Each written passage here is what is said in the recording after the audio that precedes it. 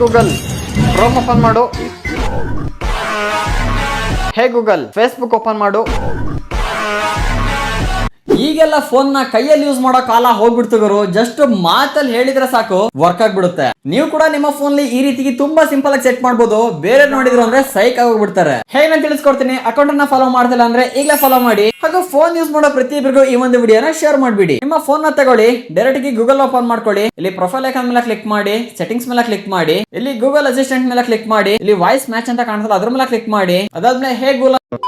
ಅದಾದ್ಮೇಲೆ ಇಲ್ಲಿ ಹೇ ಗೂಗಲ್ ಅಂತ ಕಾಣ್ತಲ್ಲ ಅದನ್ನ ಎನೇಬಲ್ ಮಾಡಿ. ಮತ್ತೆ ಕೆಳಗಡೆ ರೀಟ್ರೈನ್ ವಾಯ್ಸ್ ಮ್ಯಾಚ್ ಮಾಡಲ್ ಅಂತ ಕಾಣ್ತಲ್ಲ ಅದ್ರ ಮೇಲೆ ಕ್ಲಿಕ್ ಮಾಡಿ. ಗೂಗಲ್ ಕೆಲವೊಂದು ಸೆಂಟೆನ್ಸ್ ಅನ್ನ ಕೂಡ ಕೊಡುತ್ತೆ, ಅದನ್ನ ನೀವು ರಿಪೀಟ್ ಮಾಡಿ.